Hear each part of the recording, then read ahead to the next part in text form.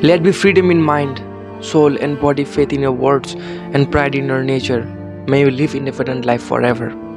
হয় সঁচাকৈ স্বাধীন চিতিয়া থকাটো হৈছে আমাৰ জন্মগত বা মানৱ অধিকাৰ।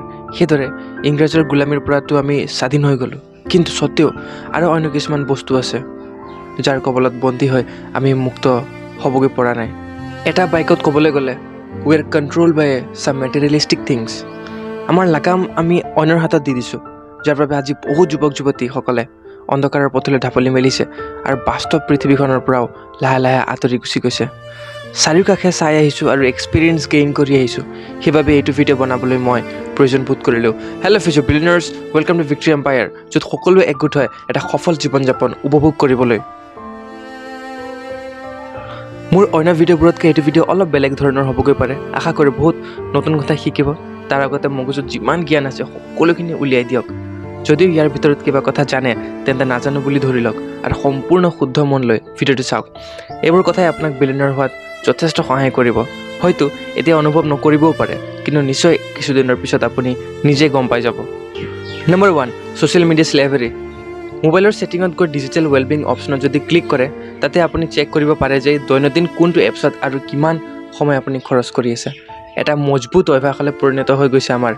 ৰাতিপুৱাতে চকু মেলি ফেচবুক, ইনষ্টাগ্ৰাম, হোৱাটছএপ চেক কৰা, কোনে ৰিপ্লাই দিলে কোনে নাই, ফটোত কিমান লাইকছ এণ্ড কমেণ্টছ আহিছে, ক্ৰাছগৰাকী কি পোষ্ট কৰিছে ইত্যাদিবোৰত সোমাই থাকি আমি নজনাকৈ কিমান যে সময় পাৰ কৰি দিওঁ গমকে নাপাওঁ।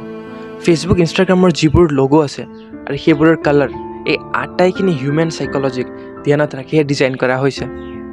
এই প্লেটফৰ্মবোৰক ব্যৱহাৰ কৰাৰ পিছত আপুনি যাতে তেওঁলোকক পাহৰি নাযায় আৰু বাৰে বাৰে যাতে ভিজিট কৰে, সেইবাবে ন'টিফিকেশ্যনৰ তেওঁলোকে ব্যৱস্থা কৰিছে।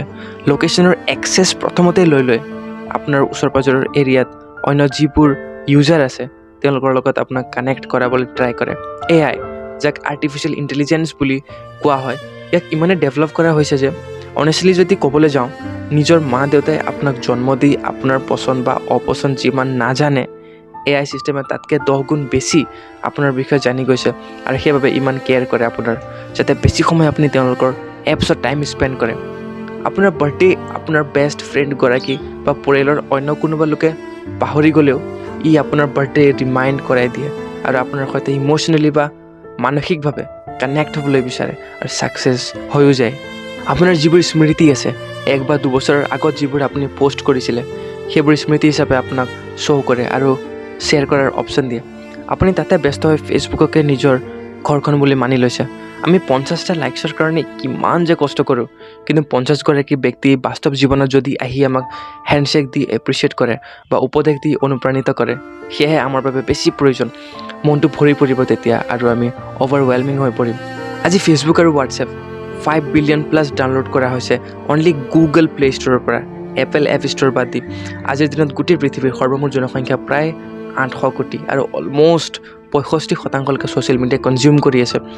ক'ভিডৰ সময়ত ইয়াৰ হাৰ বেছিকৈ বৃদ্ধি পাইছিলে আৰু যোৱা 12 মাহত 424 মিলিয়ন ইউজাৰ এংগেজ হৈছে ছ'চিয়েল মিডিয়াত বুলি গ্ল'বেল ছ'চিয়েল মিডিয়া ষ্টেটিষ্টিক্সে জানিব দিয়ে। দৈনন্দিন ই ক্ৰমান্বয়ে বৃদ্ধি পাই আছে আৰু ভৱিষ্যতলৈও পাই থাকিব।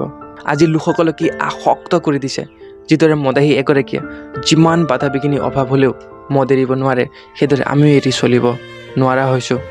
অকল যুৱক যুৱতী বুলি নহয়, আপুনি কোনোবা অফিচ বা বেংকত যেতিয়া এণ্ট্ৰি কৰিব, বয়সস্থ লোকসকলেও ৰিলছ, শ্বৰ্টছ, নিউজ ফিড এইবোৰ স্ক্ৰল কৰি থকা দেখি পাব আৰু আচৰিত হৈ পৰিব। বহুত ফিচাৰ্ছ বা এপছৰ বিষয়ে তেওঁ আপোনাতকৈ বেছিকৈহে জানে। পুৰুষ মহিলাসকলে নিজৰ কাম পেণ্ডিং ৰাখি পাহৰি যায় যে তেওঁ কি কৰি আছিলে। অপ্ৰয়োজনীয় কামবোৰ কৰি আমি আজি প্ৰয়োজন হোৱা কামবোৰক আওকাণ কৰিছোঁ আৰু সময়মতে পেনিকত আহি যাওঁ, কি কৰিম কি নাই বুলি দুবিধাত পৰি যাওঁ। আমি একচুৱেলি আজি বন্দী হৈ আছোঁ, এতিয়াও আমি স্বাধীন নহওঁ। আমাৰ দেশখনে মাত্ৰ ইংৰাজৰ পৰা স্বাধীনতা লাভ কৰিলে, কিন্তু ছ'চিয়েল মিডিয়া বা ইণ্টাৰনেটৰ আমি গোলামী কৰি আছোঁ। প্ৰথমতে কৈ অহাৰ দৰে ই আমাক বান্ধি ৰাখি কণ্ট্ৰল কৰি আছে, যিদৰে মন যায় তেনেদৰেই চলাই আছে। মাজনিশাটো আমাৰ টোপনি নাহিলে, ফিউচাৰ প্লেনিং বা আমি বুকছ নপঢ়োঁ, তেতিয়াও ছ'চিয়েল মিডিয়াৰে প্ৰশয় লওঁ। এইখিনিতে এটা এড ব্ৰেক ল'ব বিচাৰিছোঁ। যদি আপুনি মাছল বিল্ড কৰিব বিচাৰিছে আৰু ফিট থাকিম বুলি ভাবিছে, তেন্তে এই ট্ৰাষ্টেড প্ৰডাক্টটো ব্যৱহাৰ কৰিব পাৰে। আপোনাক বহু পৰিমাণে শক্তি যোগান ধৰিব আৰু আপোনাৰ শৰীৰৰ চৰ্বিবোৰকো নাইকিয়া কৰাত সহায় কৰিব। এই প্ৰডাক্টৰ নাম হৈছে ৰিচাৰ্জ। বেছিকৈ বাই কৰিলে ইয়াৰ দাম কমি গৈ থাকিব। লিংক ডিছক্ৰিপশ্যনত আছে। ইয়াৰ বিষয়ে অধিক জানিবলৈ ৱেবছাইট ভিজিট কৰক। আটাইখিনি ইনফৰমেশ্যন তাতে পাব।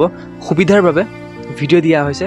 ভিডিঅ' স্কিপ কৰিব বিচাৰিলে পেজটো এবাৰ ৰিফ্ৰেছ কৰি ল'ব, তাৰপিছত আপুনি ইয়াক বাই কৰিব পাৰিব। ধন্যবাদ।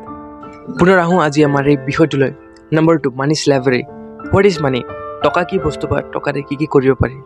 মেক্সিমাম ব্যক্তিসকলৰ এনচাৰ হ'ব যে money is everything, money can buy happiness, your life depends on your bank balance, etcetera etcetera etcetera.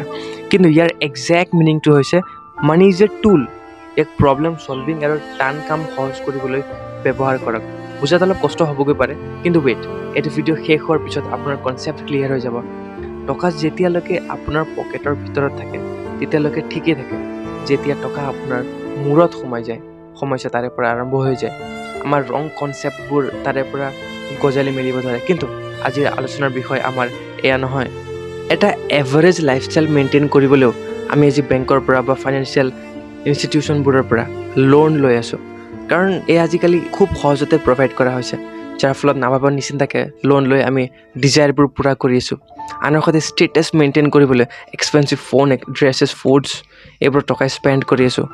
এটা কথা ক্লিয়াৰলি আমাৰ মাইণ্ডত থকাটো উচিত যে নিজে আৰ্ণ কৰা টকাত যদি লাইফষ্টাইল মেইনটেইন কৰিব পৰা নাই বা এফৰ্ড কৰিব পৰা নাই প্ৰয়োজনীয় বস্তুবোৰক, তেন্তে ইনকাম চ'ৰ্চ বৃদ্ধি কৰক।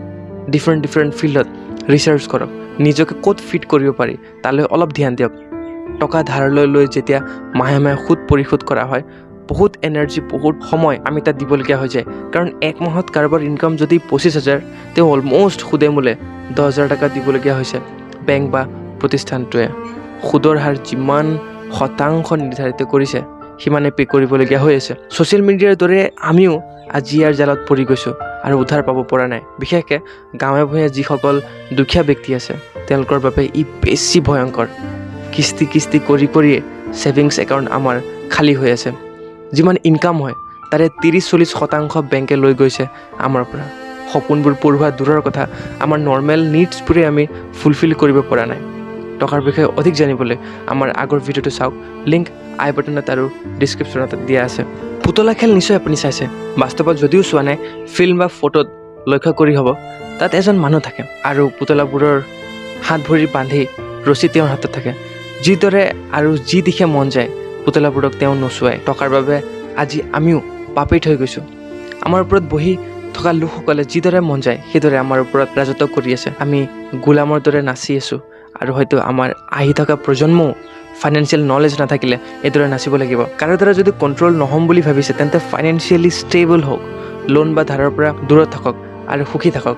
লোন বেয়া নহয়, কিদৰে বেয়া নহয় ইয়াৰ বিষয়ে আমি অন্য ভিডিঅ'ত আলোচনা কৰিম। ৰাস্তা চবফালে বন্ধ বুলি নাভাবিব, কাৰণ where there is will, there is a way.